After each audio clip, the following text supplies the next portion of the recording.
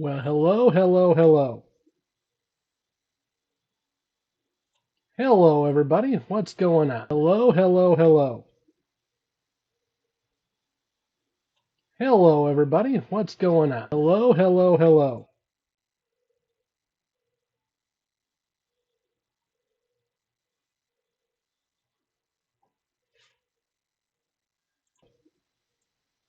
Looks like we already got some folks in the chat because you Hello, guys have everybody. nothing What's better to do. going on? Hello, hello.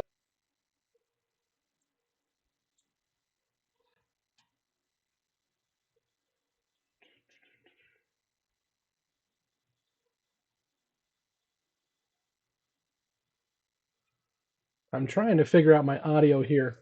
You guys getting me multiple times or just hearing me fine without repeat? And now I'll wait for the chat to update.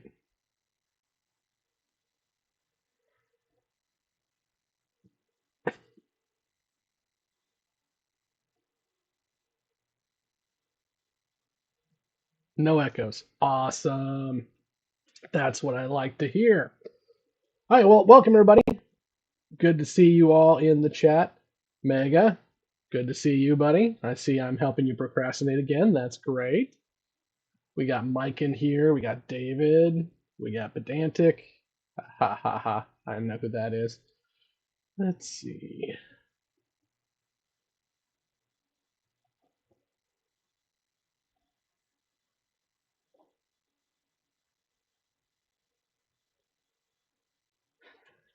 Murphy is saying that Morden is our Veer is S tier. I would agree with that.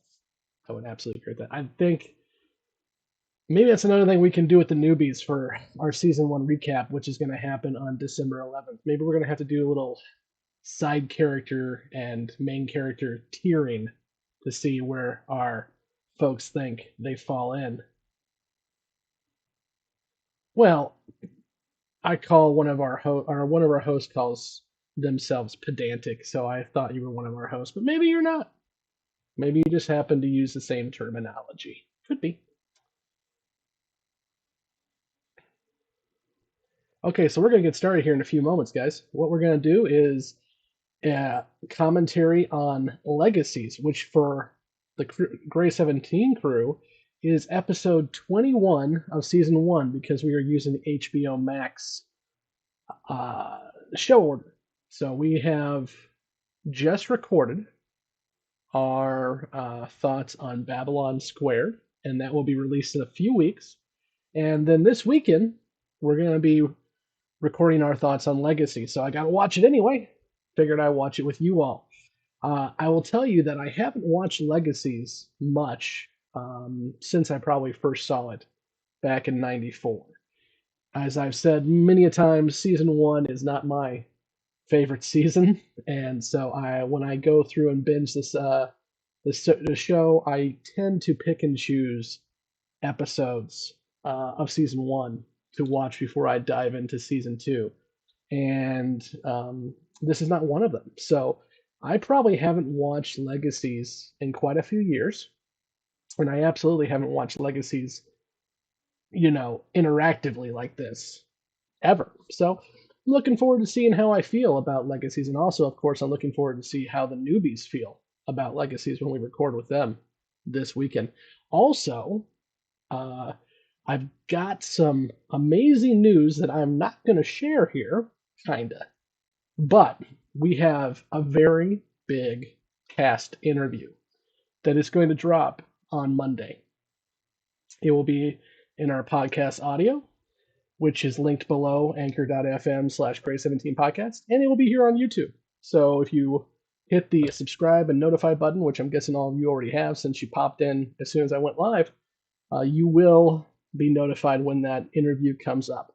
I will say that our patrons over at patreon.com/Gray17 podcast already know who the cast interview was. And I will say, um, it was pretty freaking awesome that we got to talk to this person.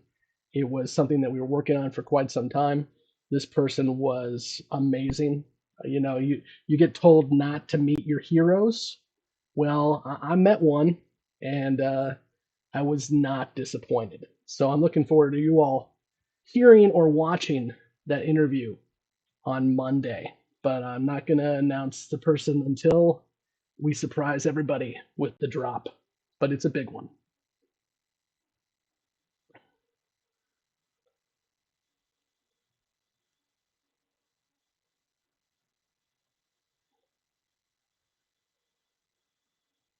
Mike is commenting on my nervous tics. Thanks, Mike. I also do Oz a lot. I work on that too. Okay, let's see where we're at. I think we're good to go, guys. I'm going to go ahead and pull up my HBO Max uh, window here. I've got queued up. Adam, this is somebody else. Yes, we did announce already that we will be interviewing Peter Jurisic, who played Londo, of course. But Peter was, he's doing fine, but he was hit by Hurricane Ian several weeks ago. And so he's been unable to schedule with us for an interview. That being said, we got somebody else who was able to hop on because they were on another part of the country. So we will get Peter, and that one was already announced. We just haven't done that interview yet. But we have another one that's already in the can, and it will be dropped on Monday. And it's amazing. Not going to lie, it's amazing. Let's see here. Okay, I've got Legacies pulled up. I am at the 0.00 mark. And so I'm going to hit play in 3, 2, 1. And we are going. I still don't understand why we have to lay out the welcome mat for these guys. When the greatest warrior leader the Minbari ever had dies We're suddenly going to be while on a talking diplomatic about tour, it's the natural that warrior one will cast harm on his of the journey home. Minbari, which of course we've The way met they're doing already it, a couple displaying his times. body to every They've tried to Minbari from kill the Euphrates Sinclair a sect couple to the home times. planet. But Sounds like war drums to this me. is where we're going to get a lot more information on some Minbari culture.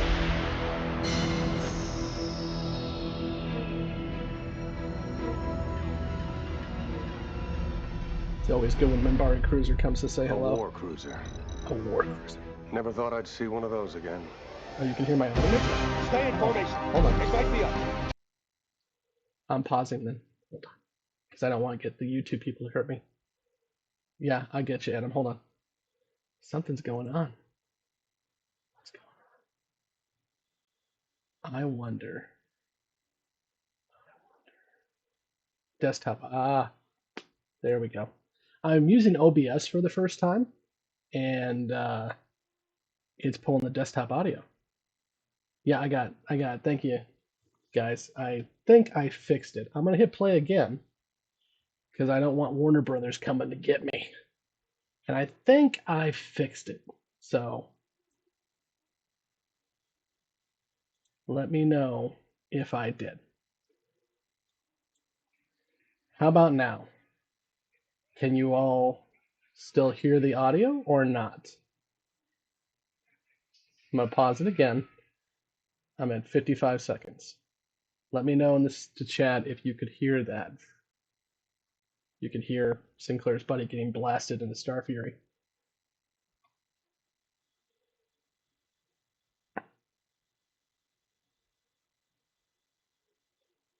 Yeah, thanks, Mega. This is my first time using it. I did mute it now. It's good now. Great, cool.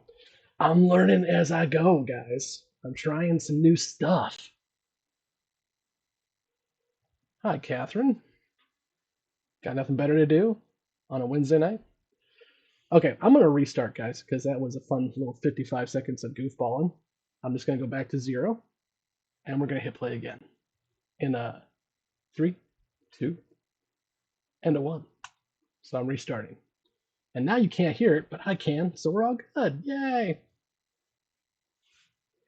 So as I was saying, we're going to learn more about the Minbari in this episode. I also love that we've got Sinclair and Garibaldi just kind of giving us exposition. It's cute. Speaking of exposition in the script, this is the only episode of season 1, and I think, if probably one of two or maybe only three episodes in the entire show that was written outside of the writer's room or just outside of JMS. This is actually written by DC Fontana. And if you are a Star Trek fan, you know DC's name very well.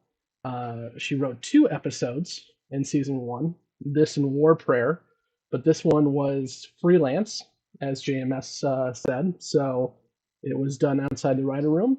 He also says this was a stronger of her two scripts because she knew the characters more at this point, which I think everyone knew the characters more at this point in the production.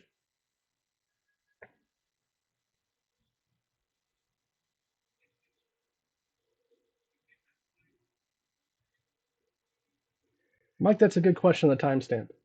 I will tell you the timestamp right this second is 1 minute 17 seconds. But I'll figure out for the next commentary if I can do that.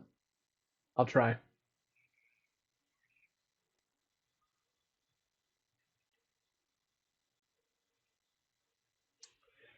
Got Claudia and so Ivanova and Talia at opposite ends of the bar. That's not foreshadowing at all.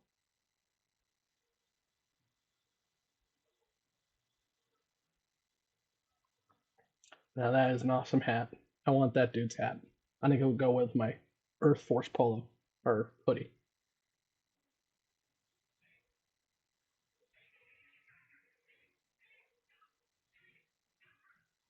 It's new hair for Ivanova. I mean, it's up like it usually is, but it's got a little bit more robustness to the top.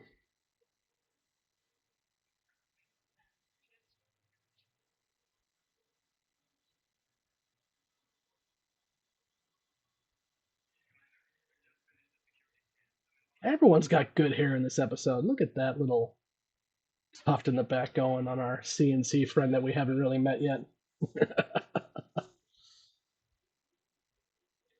Like I said, okay, we're in the intro now, and I'm not going to skip the intro, so we're at 240. Um, this is getting really close to the end here, guys, of season one. Our guys have only known the dynamic that is season one, and again, I've said in the title here, this is a spoiler commentary, so if you're not into spoilers, get out. But this is going to be the second to last time we hear Sinclair's intro, and it's going to be the second to last time we hear that's 2258. We're moving headlong into 2259. And of course, a lot of changes are going to happen when we get to 2259 season two. So I'm looking forward to seeing the newbies' reactions because if you've been following us along, our newbies got really upset between the gathering and midnight on the firing line because Takashima and Dr. Kyle left the show abruptly after just the pilot. They were very upset. So I'm interested to see how they handle some changes that are coming in season two. Also, it's going to be a lot easier for me to herd the cats when it comes to spoilers after this because every single Babylon 5 promotional photo has Delenn past season two, and every single Babylon 5 promotional video has Sheridan, and it's getting kind of annoying to not be able to use that stuff. So I'm looking forward to when those two things change.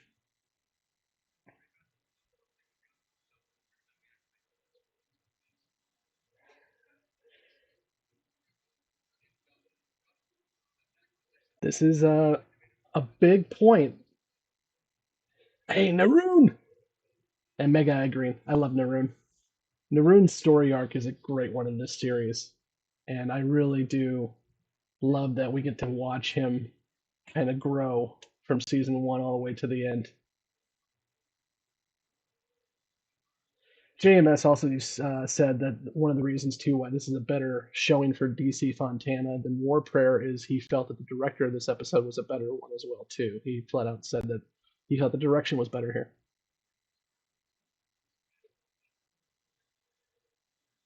So as we who have watched the show know and have watched in the beginning know that gun ports being open is a Minbari tradition, as Dylan is telling them, and it does get them in trouble.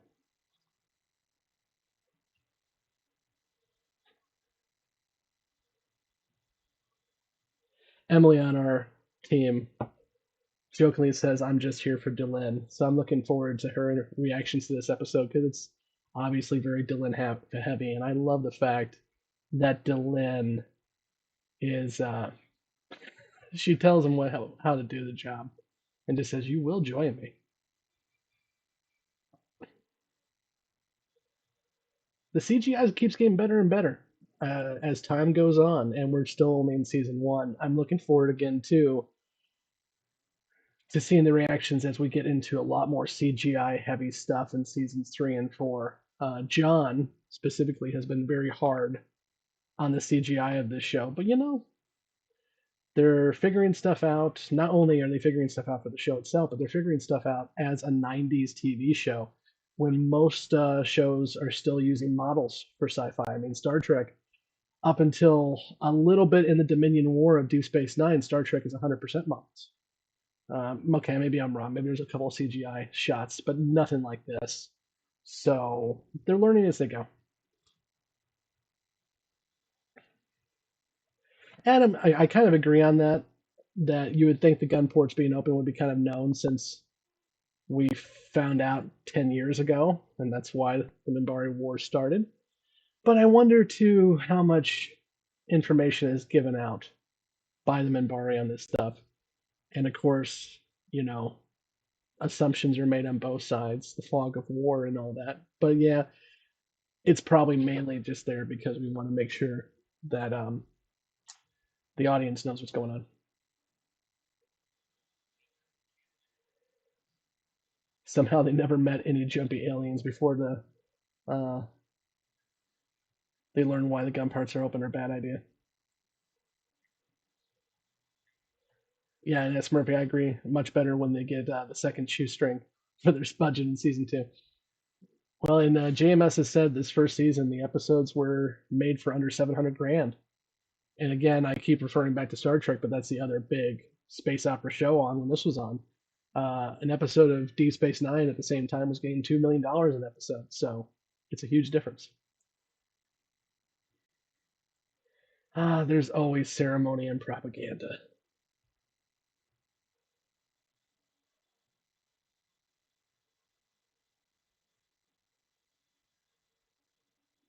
David, good point. Good point.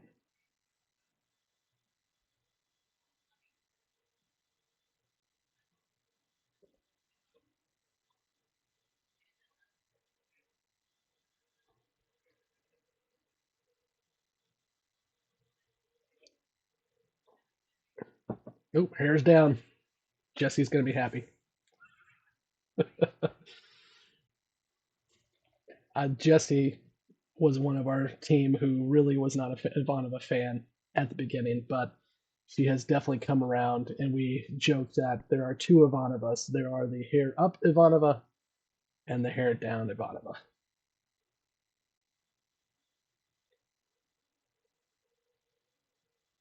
Adam, you're right. We definitely do get used to it, but they do look crisper. They absolutely look crisper as you get deeper in the show. And of course, they get to use more assets. They have more models. They have better computers that can render more. And when we get into seasons three and four and we get into some big battles, I mean, it looks like a different show in terms of the effects.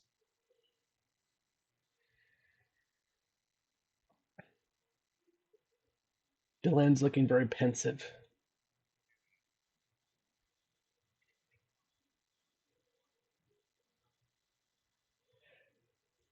Murphy, we've been talking about that, the idea of having more live reactions. My concern with the live reactions is I want the guys to have real, genuine first impressions, and when they're talking amongst themselves and also trying to make the show somewhat enjoyable for people watching, it's hard for them to actually get into the episode. So it turns into that they have to watch the episode twice to get what they need for our recordings.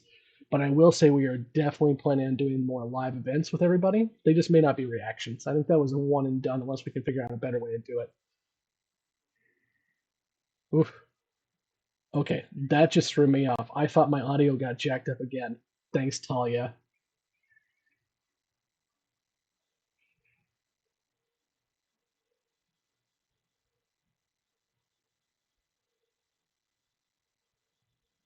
Yeah, I absolutely thought my audio was jacked up again. I forgot about that. Yeah, S. Murphy's referring to the question of if we're going to do more after that.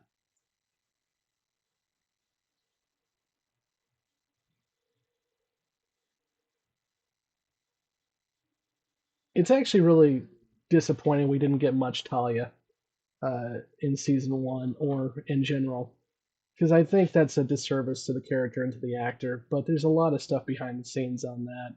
She was not happy because she felt that she wasn't getting much to do, and she's not. And JMS hasn't gone into too many details, but they did not get along. So I think, and that's fairly obvious. There was a lot more planned for the Talia character, but when the actor and the showrunner don't get along, what you gonna do? Ugh. Ivanova doesn't like to get scanned. I wonder why Ivanova doesn't like to get scanned. I will say some of our newbies have figured it out. And if you're listening to our show, when we get to our questions and predictions, a couple of them have predicted that Ivanova is a telepath. So they are figuring it out that she's trying to hide something.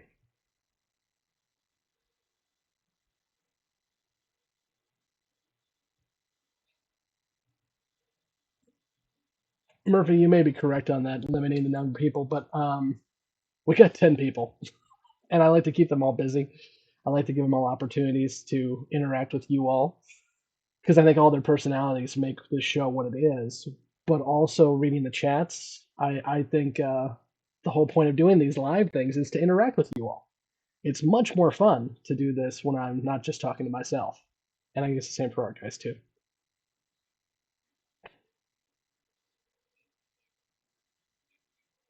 And I think you're probably right. I think if somebody started watching season three, they would go, "Ooh, that's some '90s CGI." But yeah, I think since we've seen it, we've gotten used to it.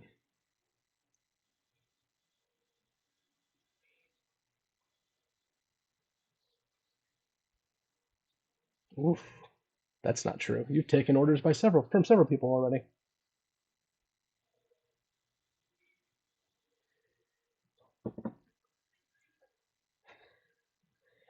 Dylan's like, "Would you please stop flapping your dicks around, please? I appreciate it. Thanks."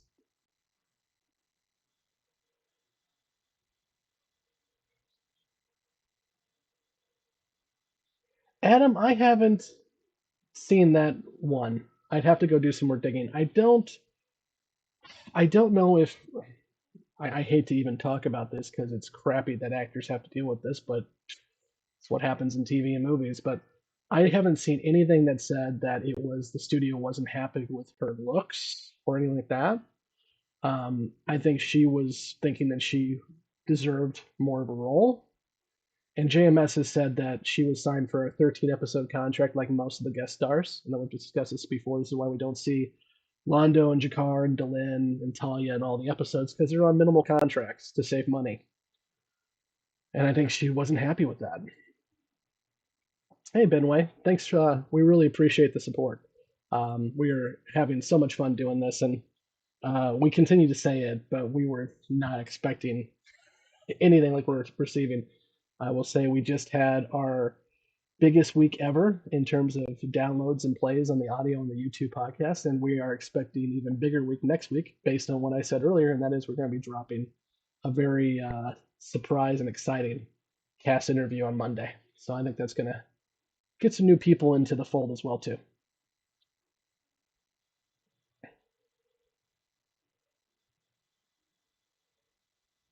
Hey, Mike, I'm all for these ideas, so keep them coming our way. We're learning as we go. This show started out as a group of friends who had known each other for some up to nearly 25 years, and we all just wanted to hang out. And this was a way to hang out. Where is he? They stole his body.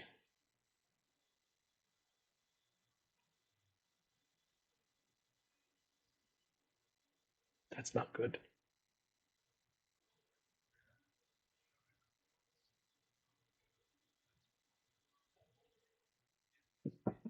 Garibaldi's on the case. He's gonna find the body. I like how Delenn is playing both sides here. It's very smart about her.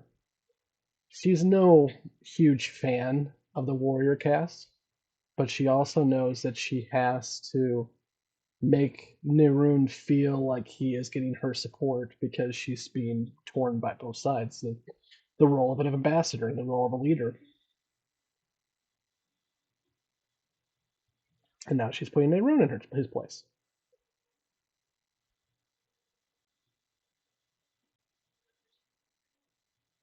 Mira Furlan has such a commanding presence as Delenn, even in these early years, that it really helps to make you like the character more.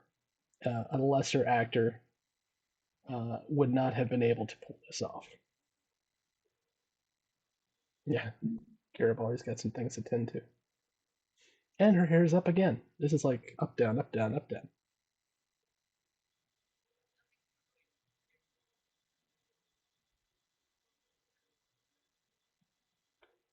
Ooh, let's not get into the who's better looking between Talia and Lita, because I've seen some pictures of them together where I would say it's a rough conversation.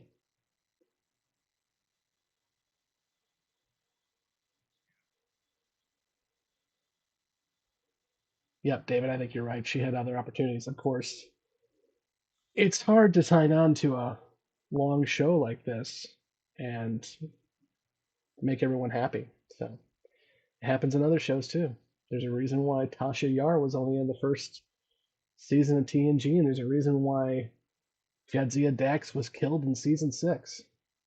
Now, the reason why Jadzia Dax was killed in season six also is because Rick Berman's a complete and total douchebag. But um, that's for another conversation if I ever do a Deep Space Nine podcast, which Emily on our team would really like to do that too. But I gotta get these guys through 5 seasons of this first.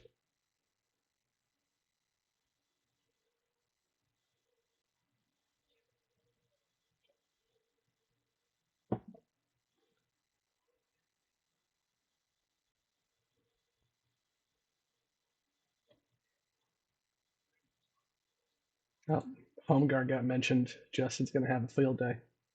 Justin is our resident home guard person.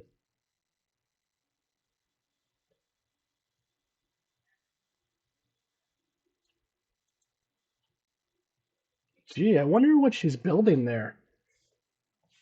Interesting. There's so much foreshadowing in this show. I love it.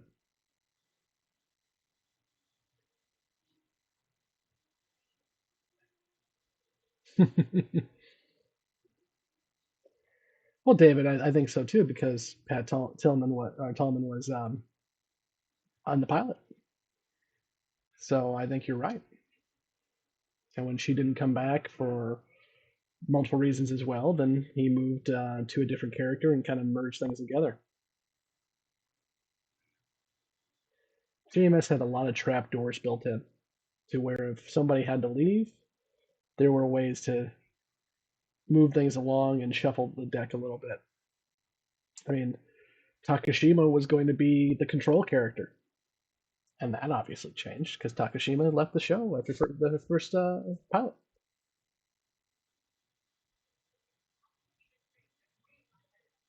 Nataf, I've missed you, Nataf. Where have you been? Yeah, David, the Mimbari building blocks. She's using some Legos.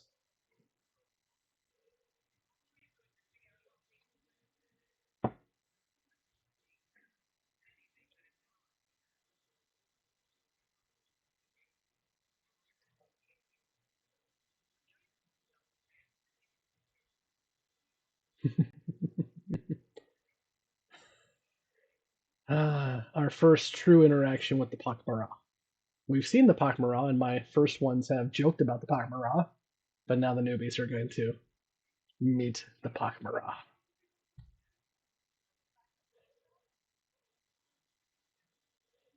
David Pett was doing a lot of things.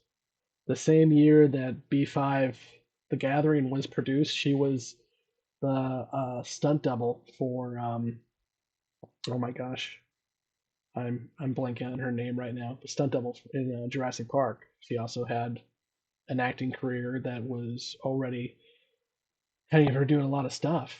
I mean, she popped up in Star Trek a lot, and she was a stunt double for Gates McFadden. That's true.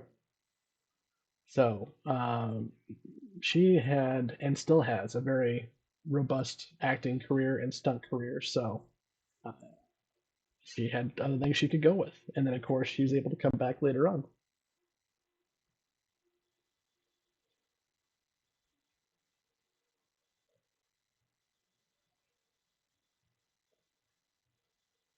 Sleepers.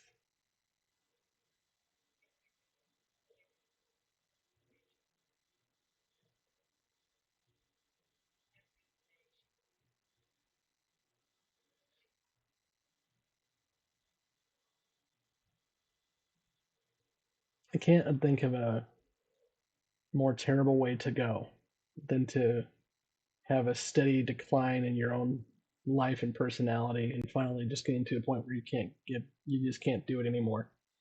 It sounds like a very terrible way to go.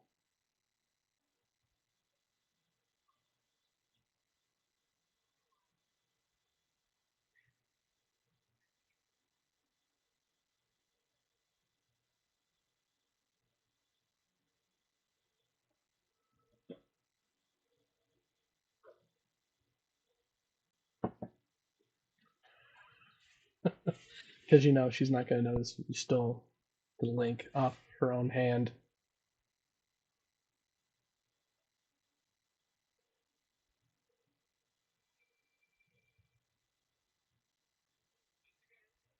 Yeah, David, I know. I gathered.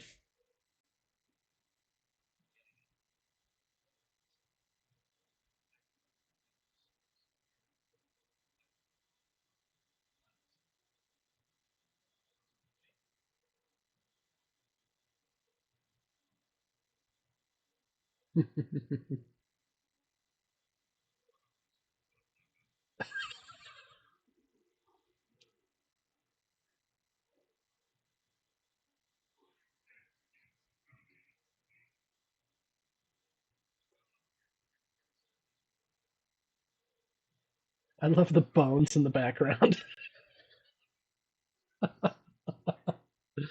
They must have had fun dressing this set. Okay, guys, today we're going to make this into a room of an alien species that eats bodies.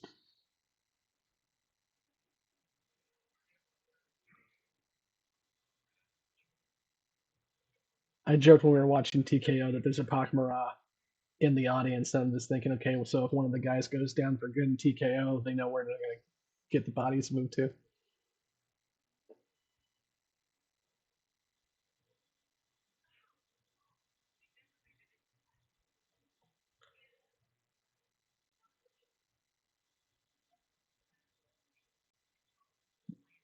I love that we've been hearing since day one that the Narn absolutely are desperately trying to get telepaths. First, they tried to get Lita, now they're trying to get this girl. And of course, we're going to find out later on that it's because all Narn telepath were wiped out.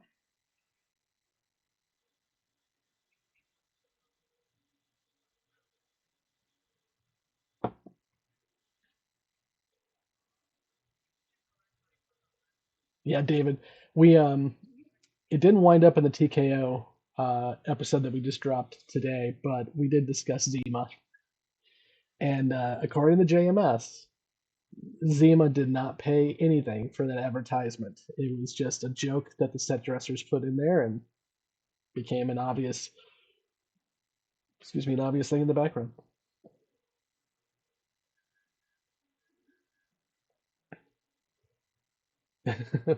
I want to know what's in that top's head that makes this girl have to lie down.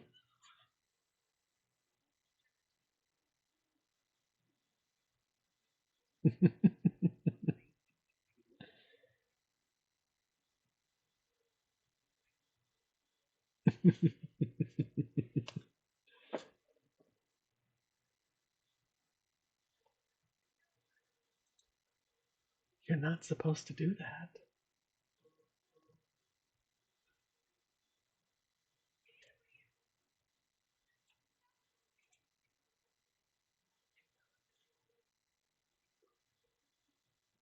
Natath is just thinking about what she's going to have for dinner. It's not that big a deal.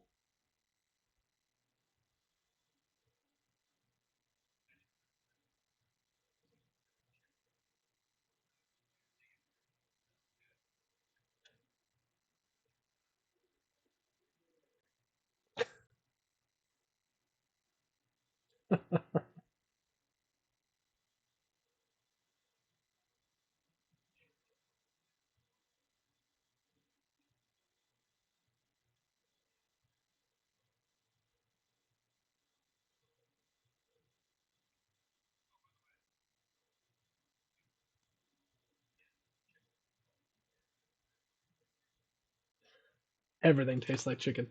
Everything.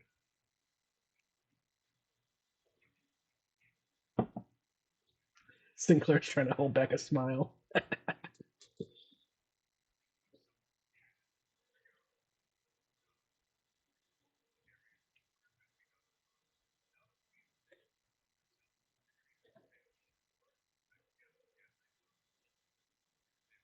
I bet they will, David. If they'll notice the changing in the Toth.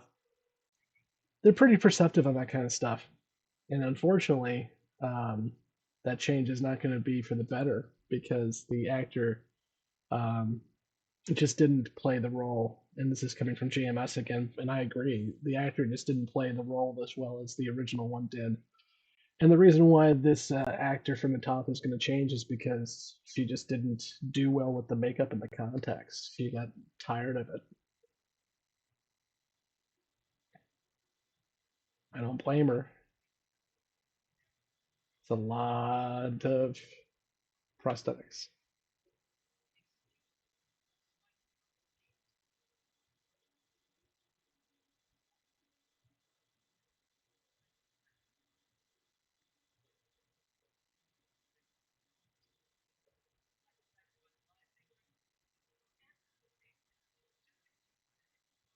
Ooh. Oh, Talia, it's okay to bring up Ivanova's mom, but not your boyfriend. Hmm.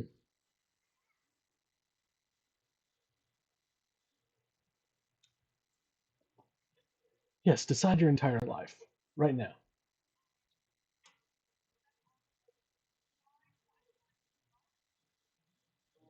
Well, we do have an underground railroad we can put you on. Oh wait, that's later.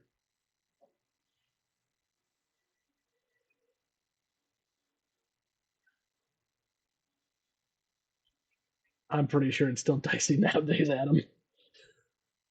But yes, you're right.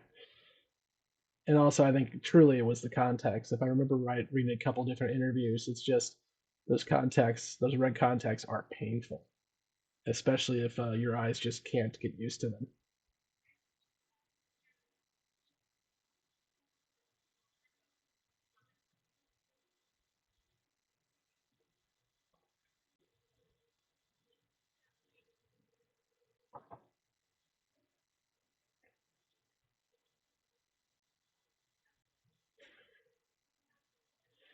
Reminds me of the line from First Contact. You mean you don't get paid? We've moved past such things, unless we go to Quarks, and then we have not moved past such things.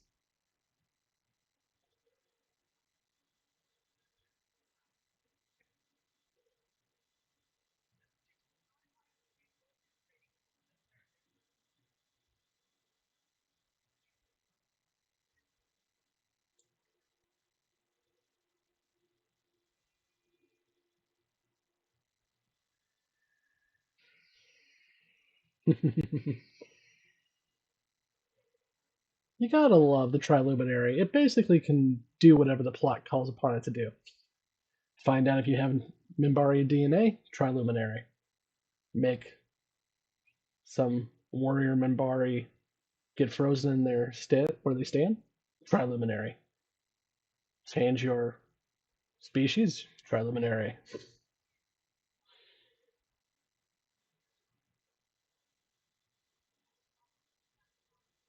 I don't We had this conversation, David. Some of the Blake, Kevin, and I think, had this conversation about where Franklin is in terms of his work down below, and I'm not sure. I don't think he has at this point. I think somebody, when I was doing a commentary, mentioned that the railroad's already going, but I don't think we've had anything canon that says that for sure. Now, I love the fact that Sinclair can take on Naroon here and hold his own. Good little punch there. Yeah, backhand, the Kirk maneuver. So he just knocked Naroon the f out. Okay. Now Marcus is going to try to do this a few seasons from now and get his butt kicked. So is Marcus just not very good at his job? Is Sinclair a lot more powerful than he lets on? Or does Nehruin feel really embarrassed and go pump iron for the next couple of years to prepare himself for the next fight? Hmm, questions. David, they do. Those Legos look cool. I'd take some Legos. Some little pink triangles and purple hexagons.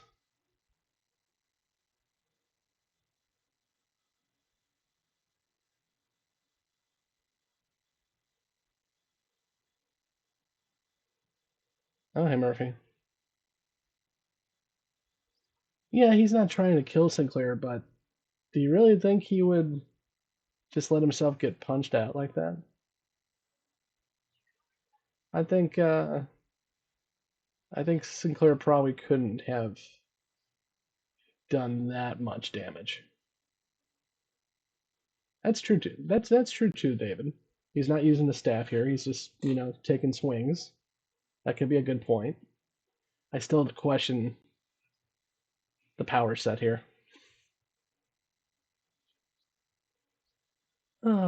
Maybe.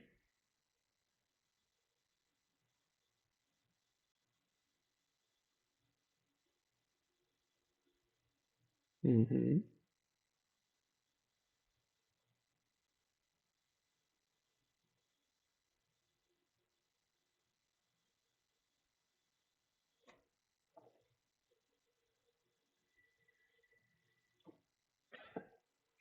Dylan did it with the candlestick in the conservatory.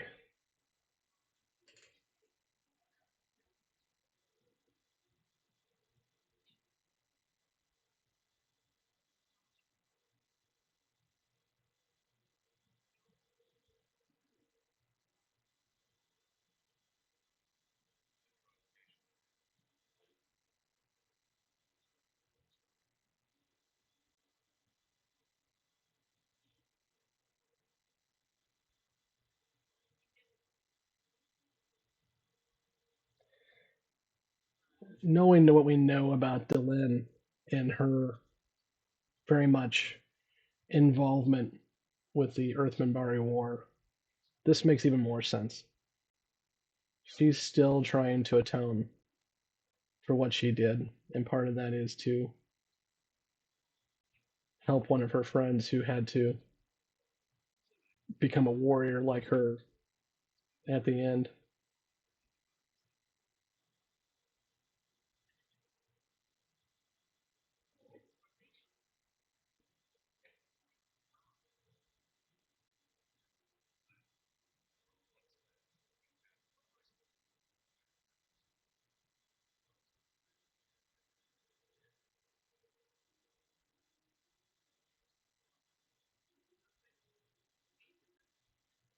Foreshadowing. And we'll see this again too when Naroon finally gets the answer of why they surrendered at the line, and he's not happy about it.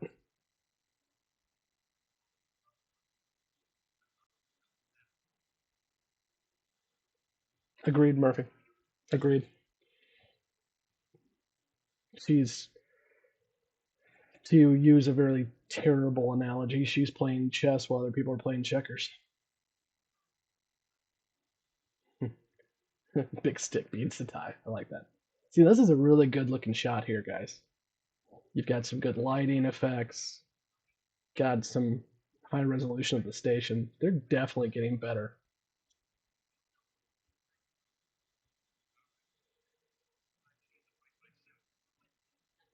You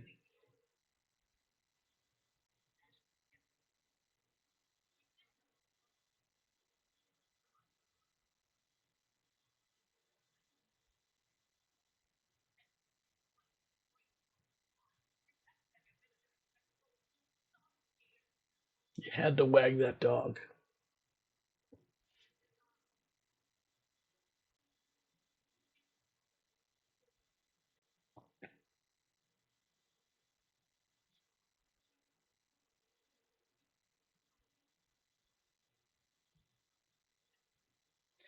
Now, we are watching the HBO Max order, which is interesting. Now, I will say JMS said that originally Legacies was supposed to come out after Babylon Squared, but her throwing around her title as a Grey Council member is kind of interesting based on what we just saw a few episodes ago. But season one is not as serialized as the show will be in the past, so you kind of have to let it go. But it's interesting how the timeline's kind of a little thrown off. Now, of course, Dylan has not been removed from the Grey Council, but she's not exactly in the ends with him right now. Yes, that is very true, David. She does get paid back later.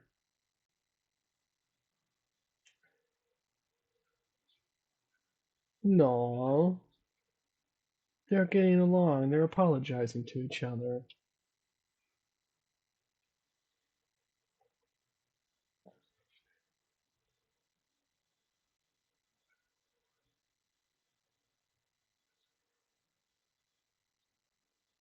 Up until the point where I blacked out.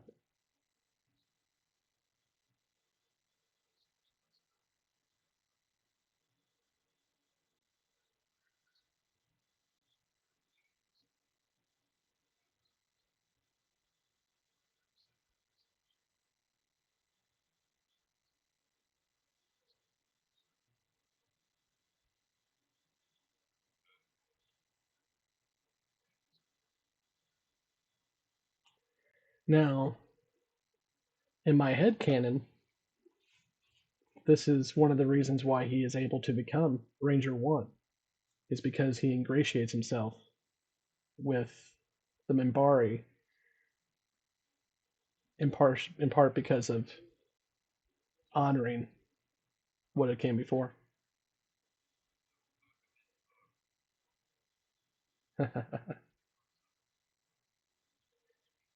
But does he talk like a Minbari?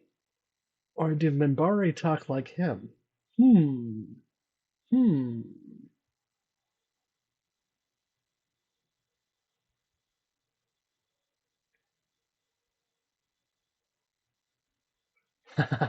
Yeah, Aaron.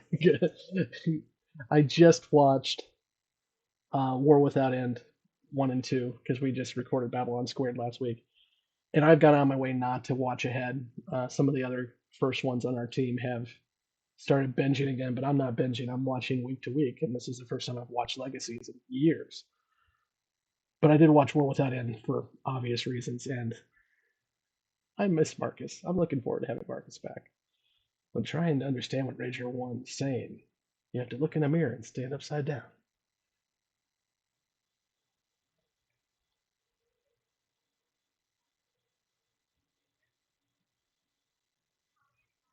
Adam, agreed. Definitely a good Sinclair moment.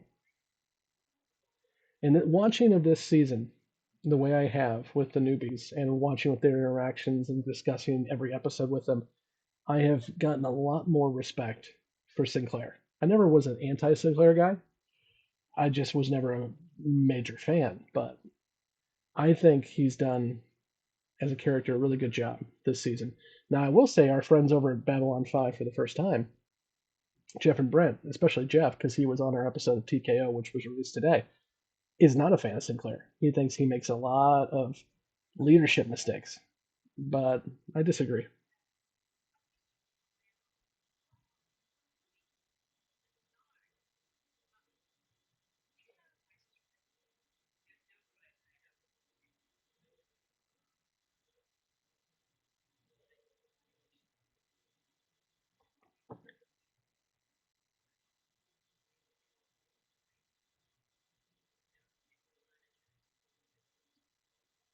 And who knows, maybe I'll turn you into Psychor later on for no apparent reason.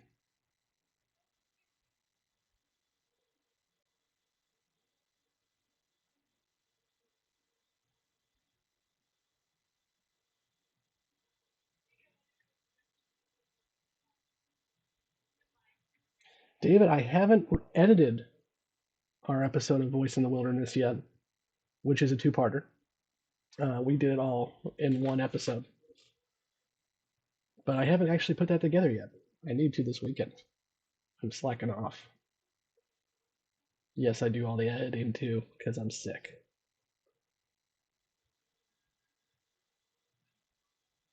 And we both got a little hot.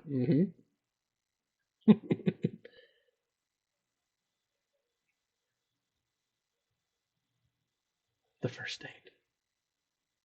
No, I know it's not a date, but come on. The ice is melting.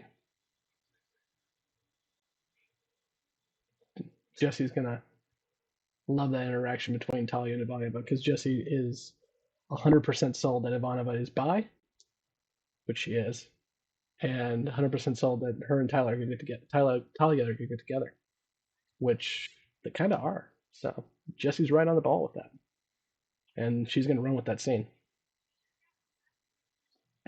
Hmm. Why does Dylan want to hide a lot of things? Oh, I wasn't Dylan. I'm sorry. I wasn't even listening.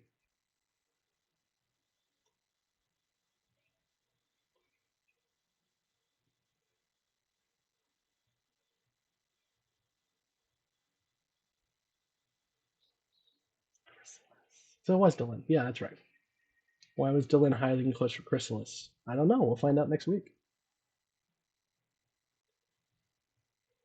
Bye, Nehruun.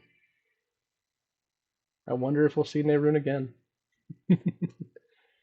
And that ends Legacies. So, much like a lot of my rewatch of season one, um, I enjoyed it. It's not one I go to a lot, but I think there's a lot of good interactions between several of the main characters. Nehruun, as his introduction, is enjoyable. I think the B plot with the telepath is, you know, not a really important B plot, but it's not a terrible one. And I think it does get us a little closer to understanding both Ivanova and Talia, which is important. And we get into Toth. And a little bit Toth here and there is never a bad thing.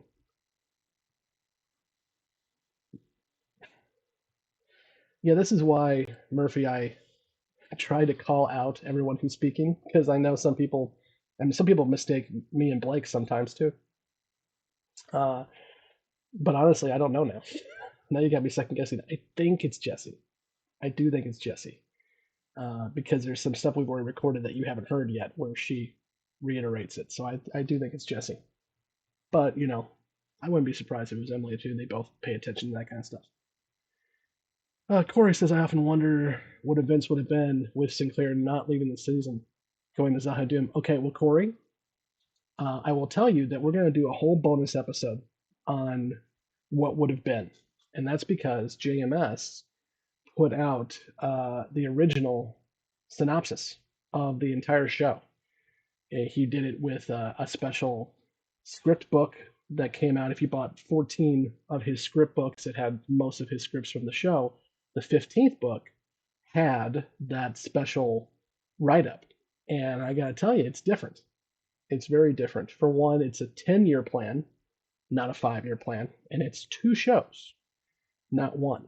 The big thing is when they move Babylon 4 in time, in the original plan, they're moving Babylon 4 to the future, not to the past. But we're going to go through all of that in a bonus episode about what would have happened if Michael O'Hare would have stayed on the show and if the original plan had gone to fruition. So we'll be doing that after season one. My intent is to do it fairly soon, but it's gonna be my first experience. I'm not a tech guy in terms of video editing and everything else. I'm learning as I go, as you saw with OBS earlier today. But it's gonna be our first, like, I guess, video essay. So, so give me some time. but we're definitely going to put that out here soon. Yeah.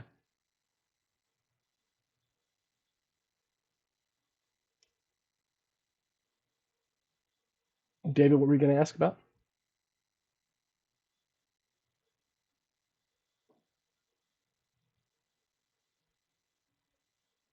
I got a little delay here too, so I got to wait for you to put it in the chat. But David said he was not going to ask about it, but I don't know what you were going to ask about. Let's see what we got going here.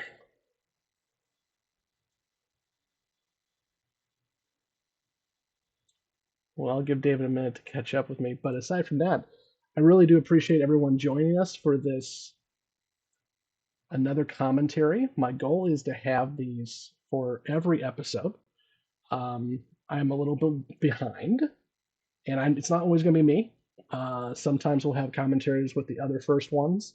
Sometimes Kevin, Mike, or Blake will do them on their own.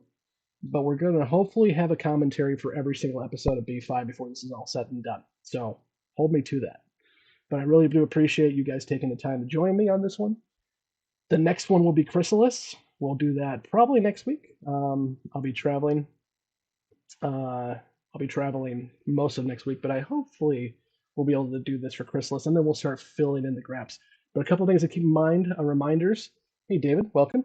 A couple of things. Oh yeah, I got David Blau and David Darnell. Hello to both of you. Yeah, David, we'll do. We're going to do a deep dive into what would have been. And the original plan was called Babylon Prime, and we'll talk about that. But the one thing I've noticed is it's kind of, unless you got those script books or you do some deep googling, it's kind of hard to find. So hopefully this video essay will be something that people will be interested in. But a couple quick announcements. Again, on Monday, we're going to be dropping a special bonus episode that is an interview of a cast member, and it is the biggest interview we've done, and I'm really looking forward to you all hearing it. Again, if you're a member of our Patreon, link down below, you already know who that cast member is that we interviewed, but if not, you'll find out Monday. Along with that, on December 11th, so a little bit over a month from now, we will be doing our live season 1 recap. The newbies are recording a few weeks in advance, so we're going to be finishing up season 1 here in a couple weeks. But we're going to do our live season 1 recap, so you can all be a part of that on December 11th, and the link is already in our YouTube channel, so you can set yourself to be notified for that. Which reminds me, if you have not subscribed, please subscribe and hit that notify button, because we're going to be doing a lot more of these lives as we go, and we'd love to have you be a part of it. It's been great to have you guys all here and chatting with me. This makes this a lot more fun when I've got you here in the chat as well too. Adam, thanks for catching up with us on episode 14. I'm hoping that you're seeing that we're getting better at this as we go. I think I continue to tell our hosts that every episode we put out, I feel, is better than the last. We just dropped TKO, and I think that was a really good episode. Had Jeff with us from Babylon 5 for the first time. He was great. And then next week, we're going to be doing A Voice in the Wilderness, both part 1 and part 2, which is a really good conversation. And then wait until you hear the Babylon Squared episode where our newbies' minds got blown because, Nicole and Jessi both are not sci-fi fans. So when we start talking tachyons and time travel, it's an interesting conversation. But we're looking forward to continuing this as we get past season 1 and dive headlong into season 2. Okay, guys, I'm going to go ahead and end it up there. Thanks again. Again, you can find link to all of our social medias down below. We have great communities going on Twitter, Instagram, and Facebook, so you can join us there. You can also, if you're willing to help us out a little bit more, join the Patreon, where we are putting show notes, outtakes, ask me anything from the hosts, live Q&As monthly, as well as your potential ability to submit comments and questions into the actual show. You can do that all through our Patreon. And then finally, again, remember to like and subscribe and to click that notify button so you know next time we go live, which will be shortly. David says, I'm up to eyes. Haven't had time to check out TKO yet, but I'm looking forward to the rest of the podcast. They're ramping up for sure. Thanks, David. We appreciate it. David, the other David, thanks for following and checking us out on Twitter. Okay, I'll go ahead and end it there, guys. You'll see me next time, actually on Monday, when I release the interview, because I was a part of that, as well as the rest of our cast. and then I will do a commentary for Chrysalis shortly. So we'll talk soon. Have a good one, guys. Thanks so much for joining us.